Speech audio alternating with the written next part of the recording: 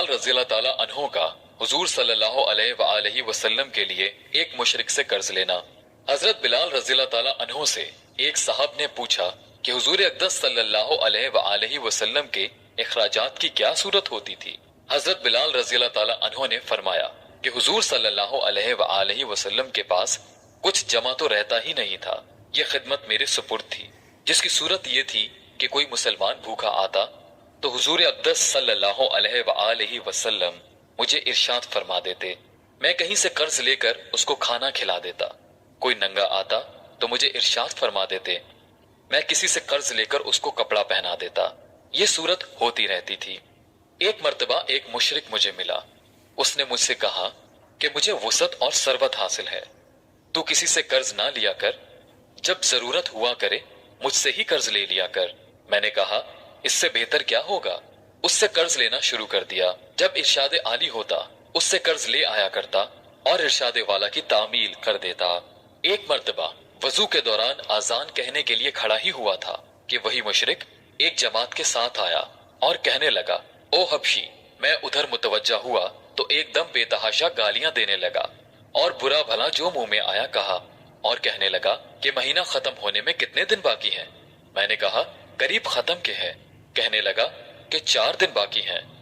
اگر مہینے کے ختم تک میرا سب قرضہ ادا نہ کیا تو تجھے اپنے قرضے میں غلام بناؤں گا اور اسی طرح بکریاں چراتا پھرے گا جیسا پہلے سے تھا۔ یہ کہہ کر چلا گیا۔ مجھ پر دن بھر جو گزرنا چاہیے تھا وہی گزرا۔ تمام دن رنج و صدمہ سوار رہا اور عشاء کی نماز کے بعد حضور صلی اللہ علیہ وآلہ وسلم کی خدمت میں تنہائی میں حاضر ہوا اور سارا قصہ سنایا اور عرض کیا، یا رسول اللہ، نہ آپ کے پاس اس وقت ادا کرنے کو فوری انتظام ہے اور نہ کھڑے کھڑے میں کوئی انتظام کر سکتا ہوں، وہ ذلیل کرے گا، اس لیے اگر اجازت ہو تو اتنے قرض اترنے کا انتظام ہو، میں کہیں روپوش ہو جاؤں۔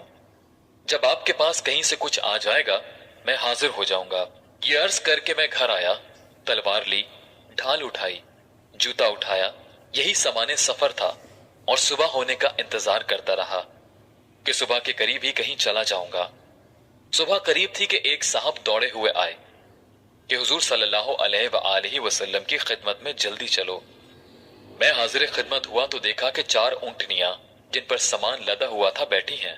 حضور صلی اللہ علیہ وآلہ وسلم نے فرمایا، خوشی کی بات سناؤں کہ اللہ تعالیٰ نے تیرے قرضے کی بے باکی کا انتظام فرما دیا۔ یہ اونٹنیاں بھی تیرے حوالے اور ان کا سب سامان بھی۔ فدق کے رئیس نے یہ نذرانہ مجھے بھیجا ہے۔ میں نے اللہ کا شکر ادا کیا اور خوشی خوشی ان کو لے کر گیا اور سارا قرضہ ادا کر کے واپس آیا۔ حضور صلی اللہ علیہ وآلہ وسلم اتنے مسجد میں انتظار فرماتے رہے۔ میں نے واپس آ کر عرض کیا کہ حضور، اللہ کا شکر ہے، اللہ تعالیٰ نے سارے قرضے سے آپ کو سبکدوش کر دیا اور اب کوئی چیز بھی قرضے کی باقی نہیں رہی۔ حضور صلی اللہ علیہ وآلہ وسلم نے دریافت فرمایا کہ سامان میں سے بھی کچھ باقی ہے؟ میں نے عرض کیا کہ جی ہاں، کچھ باقی ہے۔ حضور صلی اللہ علیہ وآلہ وسلم نے فرمایا کہ اسے بھی تقسیم ہی کر دے تاکہ مجھے راحت ہو جائے۔ میں گھر میں بھی اس وقت تک نہیں جانے کا جب تک یہ تقسیم نہ ہو جائے۔ تمام دن گزر جانے کے بعد عشاء کی نماز سے فراغت پر حضور صلی اللہ علیہ وآلہ وسلم نے دریافت فرمایا کہ وہ بچا ہوا مال تقسیم ہو گیا یا نہیں۔ میں نے عرض کیا کہ کچھ موجود ہے، ضرورت مند آئے نہیں، تو حضور صلی اللہ علیہ وآلہ وسلم نے مسجد ہی میں آرام فرمایا۔ دوسرے دن عشاء کے بعد پھر حضور صلی اللہ علیہ وآلہ وسلم نے فرمایا، کہو جی کچھ ہے؟ میں نے عرض کیا کہ اللہ جل شانہ نے آپ کو راحت عطا فرمائی کہ وہ سب نمٹ گیا۔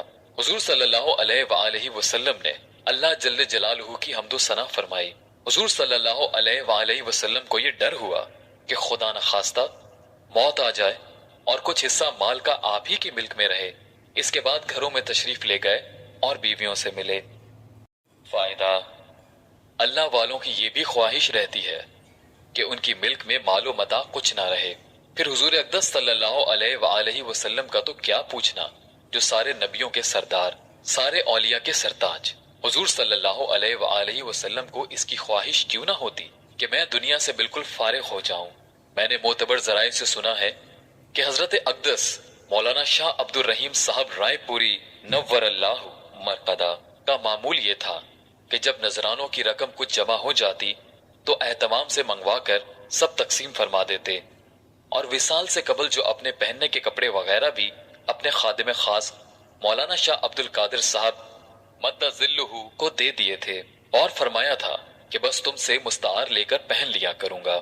اور اپنے والد صاحب رحمت اللہ علیہ کو میں نے بارہا دیکھا کہ مغرب کے بعد جو کوئی روپیہ پاس ہوتا وہ کسی قرض خواہ کو دے دیتے کہ کئی ہزار کے مقروض تھے، اور یہ فرمایا کرتے تھے کہ جھگڑے کی چیز میں رات کو اپنے پاس نہیں رکھتا۔ اس نوع کے بہت سے حالات اکابر کے ہیں، مگر یہ ضروری نہیں کہ ہر شیخ کا ایک ہی رنگ ہو۔